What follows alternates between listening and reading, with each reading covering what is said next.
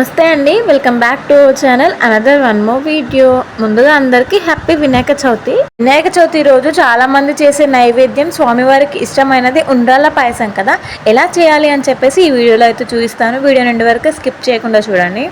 ఉండ్రాళ్ళ పాయసం అంటే ఆ వినాయకునికి ఎంతో ప్రీతికరమైన పాయసం కదా. వినాయక చవితి రోజు చాలామంది కంపల్సరీగా ఉండ్రాళ్ళ పాయసం అయితే చేస్తూ ఉంటారు కదా. కానీ కొన్నిసార్లు మనకు తెలియకుండానే ఏదో ఒక తప్పు జరిగిపోవడం వల్ల పాయసం అనేది కరెక్ట్గా రాకపోవడం, ఇంకా పాలు విరిగిపోయినట్లు రావడం అలా జరుగుతుంది కదా. ఒకే క్వాంటిటీలో తీసుకొని పాయసం ఎలా చేయాలో అని చెప్పేసి ఈరోజు వీడియోలో అయితే చూపిస్తాను. ఫస్ట్ అయితే పాల తాలికలు ఉండ్రాళ్ళు అయితే ప్రిపేర్ చేసుకోవడం కోసం ఇక్కడ నేనైతే గోధుమ పిండిని అయితే యూజ్ చేస్తున్నాను.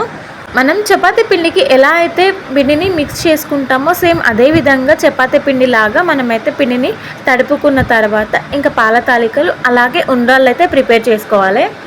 ఆయిల్ అన్న పిండి అయినా సరే పాలైనా సరే అద్దుకుంటూ పాల తాలికలు ఉండ్రాళ్ళు మనం ప్రిపేర్ చేసుకుంటే చాలా అంటే చాలా మంచిగా వస్తాయి. చాలా ఈజీగా కూడా చేసుకోవచ్చు అనమాట. ఎక్కువ క్వాంటిటీలో చేసుకునే వాళ్ళు ఉంటారు కదా. ఈ తాలికలు అలాగే ఉండ్రాళ్ళు ఊకే అంటుకుపోకుండా ఉండడానికి మధ్య మధ్యలో కాస్త పిండి జల్లుతూ ఉండాలన్నమాట. అప్పుడైతే అవి అంటుకోకుండా చాలా పర్ఫెక్ట్గా ఉంటాయి. ఈ ఉండ్రాళ్ళ పాయసంని ఒక్కొక్కరు ఒక్కొక్క స్టైల్లో చేస్తారు. నేనైతే నా స్టైల్లో ఎట్లా చేస్తానో నేనైతే చూపిస్తాను. ఇదైతే స్పెషల్గా నేను నేర్చుకున్నది ఏం కాదు, నాకైతే మా అత్తమ్మ నేర్పించింది అనమాట ఉండ్రాళ్ళ పాయసం. ఈ ప్రాసెస్ కూడా చాలా బాగుంటుంది.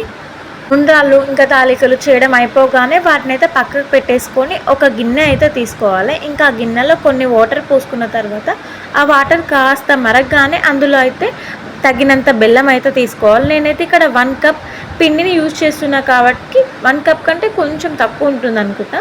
సేమ్ అదేవిధంగా బెల్లం కూడా 1 కప్ కంటే కాస్త తక్కువ బెల్లం అయితే నేనైతే ఇక్కడ వాడుతున్నా. మీకు వీడియోలో చూపిస్తుంది కదా. సేమ్ అదే క్వాంటిటీలో మనం వేసుకుంటే టేస్ట్ అనేది చాలా అంటే చాలా బాగా వస్తుంది. ఇంకొంచెం స్వీట్నెస్ ఎక్కువ కావాలి అనుకున్న వాళ్ళు ఇంకా ఫుల్ కప్ లేదా 1.5 కప్ అయినా సరే మనం వేసుకోవచ్చు అనమాట. స్వీట్నెస్ ఎక్కువ కావాలి అనుకునే వాళ్ళు బెల్లం మొత్తం కరిగిపోయేంత వరకు ఒక గరిటెతో తిప్పుతూ ఉండాలి. ఈ ఉండ్రాళ్ళ పాయసానికి పాకం అనేది అవసరం లేదనమాట. జస్ట్ బెల్లం మొత్తం కరిగిపోతే సరిపోతుంది. బెల్లం కరిగి కాస్త మరగగానే ఇంకా మనం ఫస్ట్ ప్రిపేర్ చేసుకున్నాం కదా ఇంకా ఉండ్రాళ్ళు ఇంకా తాలికలు అవన్నీ ఆ బెల్లం వాటర్లో వేసి ఒక 10 మినిట్స్ వాటిని మంచిగా బాయిల్ అవ్వనివ్వాలి. ఎందుకంటే అవి మంచిగా కుక్ కావాలి కదా, పిండి కదా. ఒక 10 మినిట్స్ మనం అలా పక్కకు వదిలేస్తే మంచిగా ఉడికిపోతాయి. వినాయకునికి ఇష్టమైన నైవేద్యాల్లో మెయిన్గా ఉండ్రాళ్ళ పాయసం అయితే చాలా స్పెషల్ అనమాట. ఇంకా కుడుములు, మోదకాలు, పులిహోర ఇవన్నీ కూడా స్వామివారికి చాలా అంటే చాలా ఇష్టమైన నైవేద్యాలు. స్వామివారి పూజ ఎలా చేసుకోవాలి అని చెప్పేసి నేనైతే ఒక లాంగ్ వీడియో చేసాను, కింద డిస్క్రిప్షన్లో యాడ్ చేస్తాను. ఎవరికైనా ఇంట్రెస్ట్ ఉంటే ఒకసారి చెక్ చేయండి. శ్లోకాలతో సహా అన్ని క్లారిటీగా ఆ వీడియోలో అయితే ఎక్స్ప్లెయిన్ చేశాను. ఇంట్లో పూజ చేసుకునే వాళ్ళకు చాలా డౌట్స్ ఉంటాయి కదా, అవన్నీ అయితే అందులో అయితే నేనైతే క్లియర్ చేశాను అనమాట. ఒకసారి చెక్ చేయండి. బెల్లం వాటర్లో మంచిగా కుక్ అయినాయా లేదా అని చెప్పేసి ఒకసారి టెస్ట్ చేసిన తర్వాత ఇంకా నెక్స్ట్ అయితే మనం ఇందులో థిక్ కంటెస్టెన్సీ కోసం మనమైతే ఏదైనా పిండిని అయితే మనం కలుపుకోవాలి. బియ్యం పిండిని కానీ లేదంటే గోధుమ పిండిని కానీ కలుపుకోవచ్చు. నేనైతే ఇక్కడ గోధుమ పిండినే నేను వాడుతున్నాను అనమాట. గోధుమ పిండిని ఉండలు లేకుండా మంచిగా వాటర్లో 1 కప్ వరకు అయితే కలుపుకోవాలి. కాస్త పోసుకుంటూ కలపాలన్నమాట. ఒకేసారి పోయొద్దు, గడ్డలు కట్టే ఛాన్స్ ఉంటుంది. గోధుమ పిండి వాటర్ని కొద్దిగా పోసుకుంటూ కలుపుకోవాలి. ఇంకా ఇందులో అయితే ఇలాచి పౌడర్ కూడా మనమైతే యాడ్ చేయాలి. ఒక 2 మినిట్స్ ఇలా కుక్ అయిన వెంటనే తీసి పక్కకైతే పెట్టేసుకోవాలి. ఇంకా నెక్స్ట్ ఇందులోకైతే డ్రై ఫ్రూట్స్ అవన్నీ నెయ్యిలో మంచిగా ఫ్రై చేసుకున్న తర్వాత ఇందులోకైతే యాడ్ చేసుకోవాలి. ఇంకా పాలు ఎప్పుడు యాడ్ చేయాలంటే ఈ పాయసం ఉంటుంది కదా, ఇది కూడా మొత్తం కూల్ అవ్వాలన్నమాట. మొత్తం వేడి తగ్గిన తర్వాత అలాగే పాలు కూడా కాచి చల్లార్చిన పాలని మనం పోసుకుంటే చాలా టేస్ట్ ఉంటుందన్నమాట.